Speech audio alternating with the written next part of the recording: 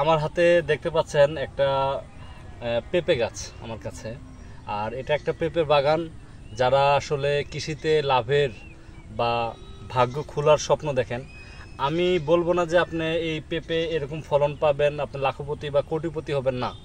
আমি চাই একজন কৃষক সম্ভাব্য যে তার খাটনি বা পরিশ্রম এটা যাতে উপযুক্ত মূল্য সে পায়, সে যেন একটা সামাজিক নিরাপত্তার মধ্যে থাকে, উপর্যুপরি সে যাতে স্বাবলম্বীভাবে চলাফেরা করতে পারে।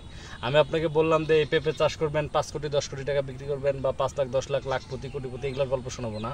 আমি শোনাবো কীভাবে আপনি পেঁপে চাষ করে স্বাবলম্বী হতে পারেন, সফল হতে পারেন। তো এখন অবস্থান করছে আমি বগুড়া জেলার শেরপুর উপজেলায়।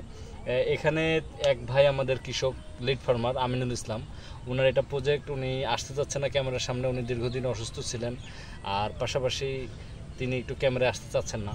তো ভাইয়ের সাথে আমি অনেকক্ষণ ধরে এই বিষয়ে কথা বললাম যে আসলে পেঁপে চাষের ক্ষেত্রে কি কি বিষয় লক্ষ্য রাখতে হবে এবং এর আসলে ঝুঁকিগুলো কি আছে, মানে এই চাষের ক্ষেত্রে কি কি ব্যাপার খুব প্রপারলি দেখতে হয়, বা কোন কোন যত্নগুলো খুব সেন্সিটিভ, মানে খুব ক্ষতিকারক হইতে পারে যদি কোনো কারণে অবহেলা করা হয়।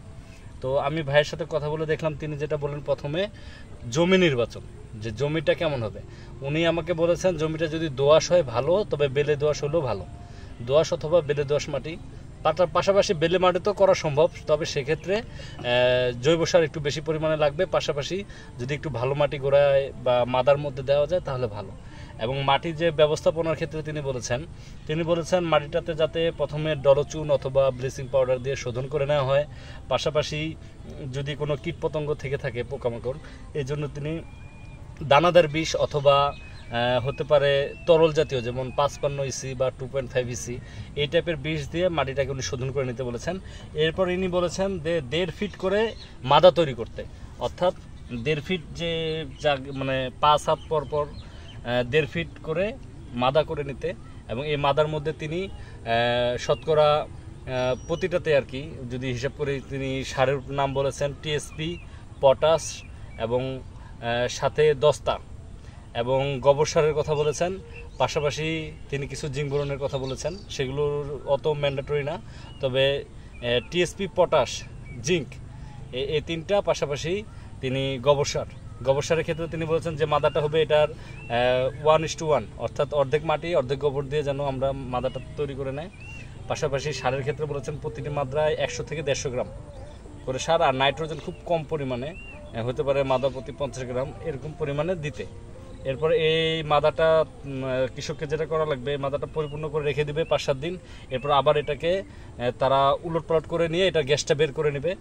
এরপর তারা সুস্থ সবল চারা ভালো নার্সারিম্যান থেকে, আমাদের এই আমিনুল ভাইও চারা বিক্রি করেন, পাশাপাশি আপনাদের যাদের থেকে চারা নেন, যারা আপনাদের বিশ্বস্ত, সেই সূত্র থেকে ভালো ভালো জাতের চারা নেবেন। যেমন ভাই রোপণ করেছেন অনেকগুলো হাইব্রিড জাত, তার মধ্যে অন্যতম আছে সুইটি আছে এবং অন্যান্য আরও কয়েকটা জাত আছে। তো এগুলো জাতের আপনারা পেঁপে রোপণ করবেন, চারা সুস্থ সবল নেবেন।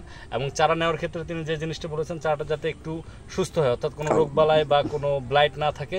পাশাপাশি উনি খুব সেন্সিটিভভাবে সাদামাছি বা জাপ পোকাটার ক্ষেত্রে লক্ষ্য রাখতে বলছেন, যাতে চারা সুস্থ থাকে, কোনো পোকার আক্রমণ চারাতে না থাকে। পাশাপাশি তিনি একটা জিনিস খেয়াল করেছেন, এই চারাটা কিন্তু একটু কোনাকুনিভাবে লাগানো। হ্যাঁ, তিনি এই প্রতিটা চারা একটু কোনাকুনিভাবে লাগান। এটা সাধারণত তিনি সূর্যের দিকে করেছেন, এটা হয়তো বা ওনার ভালো দিক, যে সূর্যের বিপরীত দিকে এটা একটু কোনাকুনিভাবে তিনি দিয়েছেন। এটার কারণে আমরা দেখতে পাচ্ছি যে গাছ অনেক সুস্থ সবল হয়েছে, মোটা সাটা হয়েছে, পাশাপাশি ফল সেটিংটা অনেক ভালো হয়েছে। এবছর আমরা যদি আবহাওয়ার দিকে খেয়াল করি, কখনো বৃষ্টি হলে একটানা বৃষ্টি হয়, এবং যখন আপনার খরা হয় একটানা খরা হয়।